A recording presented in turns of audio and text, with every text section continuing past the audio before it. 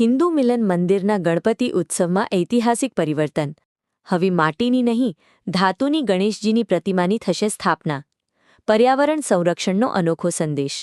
સુરત કતારગામ સ્થિત હિન્દુ મિલન મંદિર દ્વારા આયોજિત જાહેર ગણપતિ મહોત્સવ આ વર્ષે ઐતિહાસિક અને પર્યાવરણલક્ષી પરિવર્તન સાથે ઉજવવામાં આવશે.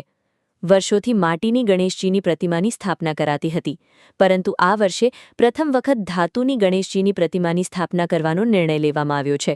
હિન્દુ મિલન મંદિરના અધ્યક્ષ પૂજ્ય સ્વામી અંબરીશાનંદજી મહારાજના માર્ગદર્શન હેઠળ લેવાયેલા આ નિર્ણયનો મુખ્ય હેતુ પર્યાવરણનું સંરક્ષણ, પાણીના પ્રદૂષણમાં ઘટાડો અને વિસર્જન પ્રક્રિયાને વધુ સરળ બનાવવાનો છે. ધાતુની પ્રતિમા દર વર્ષે પુનઃસ્થાપિત કરી શકાશે, જેના કારણે નવી મૂર્તિ બનાવવાની જરૂરિયાત નહીં રહે. તેમજ વિસર્જન પાછળ થતો ખર્ચ અને ટ્રાફિકની સમસ્યામાં પણ નોંધપાત્ર ઘટાડો થશે.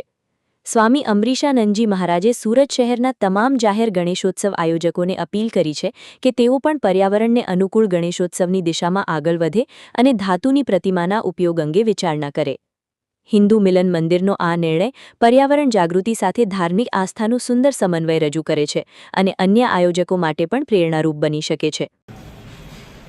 હું સ્વામી અંબરીશાનંદજી હિન્દુ મિલન મંદિરના અધ્યક્ષ છું અને સુરત શહેર ગણેશ ઉત્સવ સમિતિની પણ હું અધ્યક્ષ છું, સ્થાપક છું.